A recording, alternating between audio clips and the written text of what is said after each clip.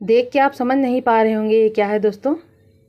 दोस्तों ये पीपर है, यानी पिपड़ी, इसे पीपल भी बोलते हैं। दोस्तों आज मैं इसकी एक ऐसी दवाई बताऊंगी आपको जो आजकल के बदलते मौसम में बहुत काम की रहेगी। कभी गर्मी होती है तो कूलर एसी की ज़रूरत पड़ती है, कभी बारिश होती है तो इतना ठंडा हो जाता है कि रजाई कंबल की ज़रूरत पड़ जाती है। और इस समय सर्दी जुकाम भी सबके खूब हो रहा है, तो उस समय ये दवाई इसकी बनती है तो बहुत उपयोगी रहती है।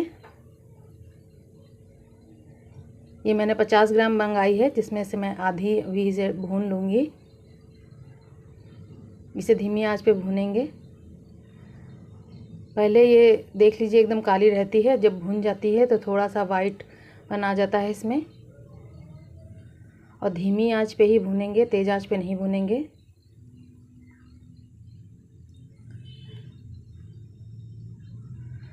दोस्तों ये खांसी की दवाई है, बहुत ही ज़बरदस्त खांसी की दवाई है।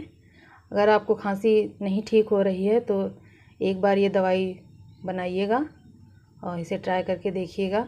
इसके कोई नुकसान नहीं है। देखिए अभी ये ब्लैक है, भून के देखिए वाइट हो जाती है थोड़ा थोड़ा। इसे मैं कूट के पीस लूँगी। आप चाहे तो मिक्सी में भी पीस सकते हैं या सिलबट्टे पे भी पीस सकते हैं, लेकिन मुझे आपको दिखाना था इसलिए मैं इसको कूट कूट के ऐसे पीस रही हूँ। एकदम महीन पाउडर बना लेंगे इसका। अभी मैंने इतना महीन किया है, फिर मैं इसे छान लूँगी ताकि इसमें जो मोटा हो वो रह जाए। इसे छान लिया छन्नी से, देखिए मोटा रह गया है। इसे फिर से पीस सकते हैं।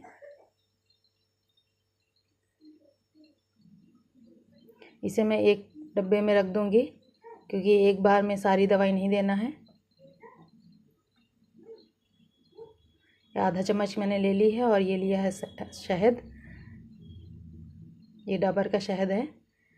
आधा चम्मच मैंने ये दवाई ली है और आधा ही चम्मच के करीब शहद लिया है, लेकिन चम्मच लग रहा था मुझे छोटा पड़ गया, इसलिए मैंने एक कटोरी छोटी ली है। अच्छे से मिल नहीं पा रहा था।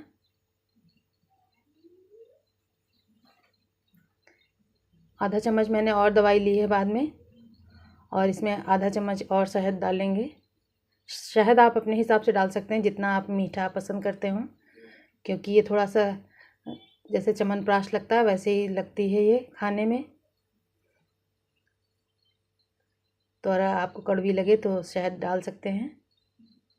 ये मैं बच्चों के लिए बना रही हूँ तो थोड़ा सा शहद ज़्यादा डालूँगी। अच्छे से मिला लें इसको।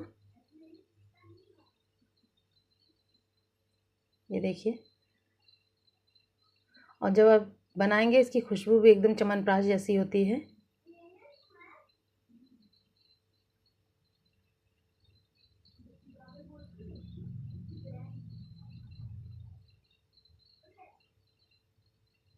ये एक चम्मच भर के तो मैं अपने हस्बैंड को दे दूँगी खाने के लिए। और जब भी आप इस दवाई को खाएं तो गर्म पानी के साथ खाएं ताकि ये ज़्यादा असरदार रहेगी दवा।